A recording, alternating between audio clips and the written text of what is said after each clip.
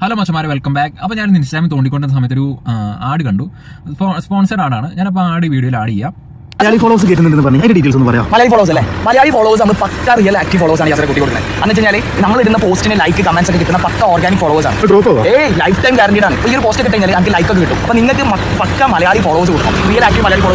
ഞാൻ ആ വീഡിയോ കണ്ടതിന് ശേഷം ഞാൻ അവരുടെ അക്കൗണ്ട് എടുത്ത് നോക്കി. നോക്കിയപ്പോൾ അതിൻ്റെ അകത്ത് ഏകദേശം 2000 താഴെ ഫോളോവേഴ്സ് മാത്രമേ ഉള്ളൂ. ഇങ്ങനെ ചെയ്യാമെങ്കിൽ പിന്നെ ഇവർക്ക് എന്തുകൊണ്ട് ഇവരുടെ സ്വന്തം അക്കൗണ്ടിൽ ഫോളോവേഴ്സിനെ കയറ്റിക്കൂടാ? ഒന്നാമത്തെ പോയിന്റ്. ഈ രണ്ടാമത്തെ പോയിന്റ് എന്ന് പറയുന്നത്, ഇൻസ്റ്റാഗ്രാമിന്റെ നെറ്റ്വർക്ക് എന്ന് പറയുന്നത് നമ്മൾ വിചാരിക്കുന്നതിനൊക്കെ അപ്പുറത്താണ്. ഫേക്ക് ആയിട്ട് നമ്മൾ ഫോളോവേഴ്സിനെ അല്ലെങ്കിൽ എന്ത് വ്യൂസ് കൂട്ടി എന്ന് പറഞ്ഞിട്ടൊന്നും ഒരു കാര്യമില്ല. അതെല്ലാം എപ്പോഴും ഫേക്ക് തന്നെയായിരിക്കും. അപ്പോൾ നമ്മൾ ഇടുന്ന കണ്ടന്റ് നമുക്ക് ഫോളോവേഴ്സിന് ഇഷ്ടമല്ല എന്നുണ്ടെങ്കിൽ തീർച്ചയായിട്ടും ആ ഫോളോവേഴ്സ് എല്ലാം അൺഫോളോ ചെയ്തു പോകും. അതുകൊണ്ട് ഫേക്ക് ആയിട്ട് ഫോളോവേഴ്സിനെ കൂട്ടിയിട്ട് ഒരു കാര്യമില്ല. സ്വന്തമായിട്ട് നമ്മൾ നല്ല നല്ല കണ്ടന്റ്സ് കാര്യങ്ങൾ ഉണ്ടാക്കിയിട്ട് ഇൻസ്റ്റാഗ്രാമിൽ ഇട്ട് നോക്കി ഓട്ടോമാറ്റിക്കലി ഫോളോവേഴ്സ് വരും. അല്ലാണ്ട് നമ്മൾ കുറുക്ക് വഴി ഒരിക്കലും ആലോചിക്കരുത്. കുറുക്ക് വഴി കൂടെ പോയി കഴിഞ്ഞാൽ സക്സസ് ആവാൻ വലിയ പാടാണ്.